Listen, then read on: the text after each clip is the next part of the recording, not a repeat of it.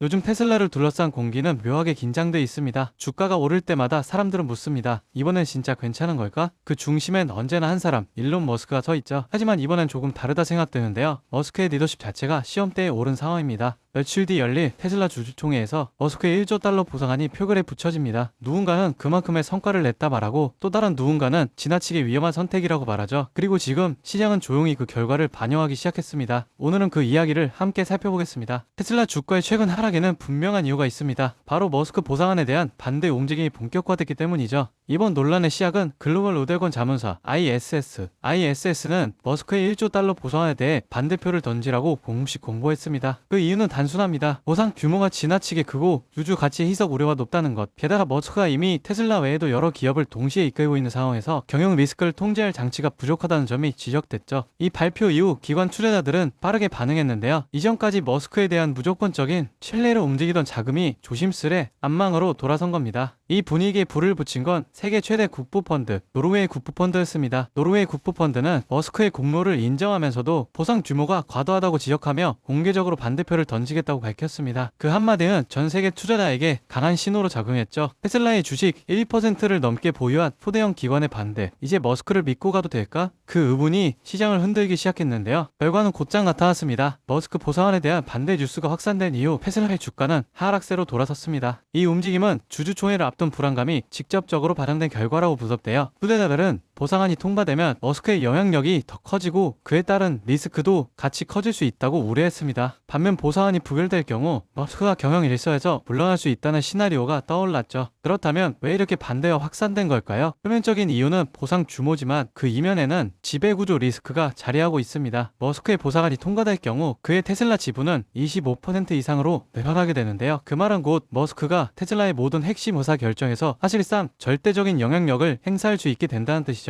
일부 투자자들은 이 상황을 머스크 중심의 황제 경영 강화로 보고 있습니다. 기업의 투명성과 견제 장치가 약해질 수 있다는 우려 때문인데 특히 노동조합과 일부 주주단체들은 머스크의 권한이 커질수록 테슬라의 균형이 무너질 수 있다고 지적하고 있죠. 하지만 테슬라 이사회는 전혀 다른 입장입니다. 이사회 의장 로빈 댄 홀럼은 머스크가 없다면 테슬라의 미래는 불확실하다며 강하게 찬성을 호소했어요. AI, 로봇공학, 자율주행 이 모든 신사업이 머스크의 비전과 리더십에 기반하고 있기 때문입니다. 그녀는 이번 보상안은 단순한 급여가 아니라 테슬라가 2030년까지 달성해야 할 목표를 향한 계약이라고 강조했죠. 이사회가 제시한 목표는 연간 2천만 대 차량 인도, 100만 대의 로보택시 운영, 그리고 시가총액 8조 5천억 달러 달성입니다. 결국 이 보상안은 미래를 담보로 한 약속인 셈이죠.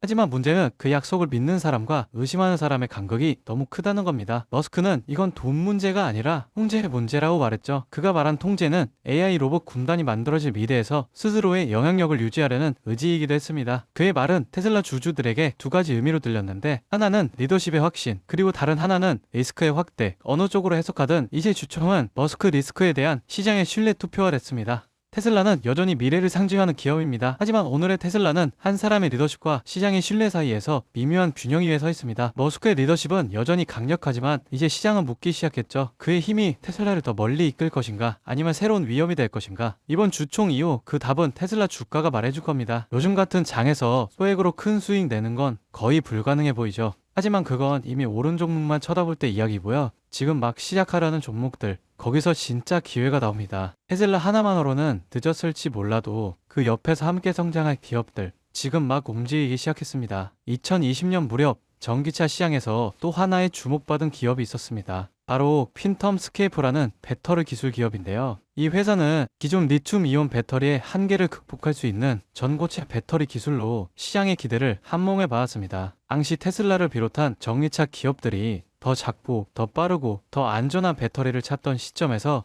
퀸텀스케이프는 미래의 기술의 핵심으로 떠오르며 주가는 불과 몇 달 만에 10달러 미만에서 130달러까지 폭등하는 흐름을 보여줬습니다. 즉 테슬라라는 중심축이 성장할 때 그 핵심 기술을 보완하거나 뒷받침해주는 기업들이 더 높은 수익률을 기록했던 건 실제 수치로도 입증됐습니다. AI, 자율주행, 로보틱스 생태계를 움직이는 건 테슬라지만 수익은 서포터 기업이 훨씬 더 컸습니다. 이번에도 마찬가지입니다. 테슬라가 움직이면 그 기술을 공급하고 연결된 기업들은 훨씬 더 빠르게 더 많이 오릅니다. 그리고 저는 바로 그 종목들을 지금 이 자리에서 우리 구독자분들께만 공개하려고 합니다. 영상 아래 더보기 버튼 누르시면 파란색 링크 하나가 보일 거예요. 간단하게 설문조사 진행 후 전송 버튼만 눌러주시면 확인 후에 수익 가능성이 가장 큰 수혜 종목 리스트 바로 보내드리겠습니다. 구독자 한정이고요. 금전 요구도 투자 강요도 절대 없습니다. 그냥 받아보시고 정말 올라가는지 확인만 해보셔도 앞으로 투자 방향이 완전히 달라지실 겁니다. 2025년 이 시기는 그냥 지나가면 안 됩니다. 이 기회를 잡을 사람은 지금 움직이는 사람입니다. 오늘 영상 여기까지고요. 도움 되셨다면 구독과 좋아요 알림 설정 부탁드리고 저는 다음 영상에서 더 알찬 정보로 인사드리겠습니다. 감사합니다.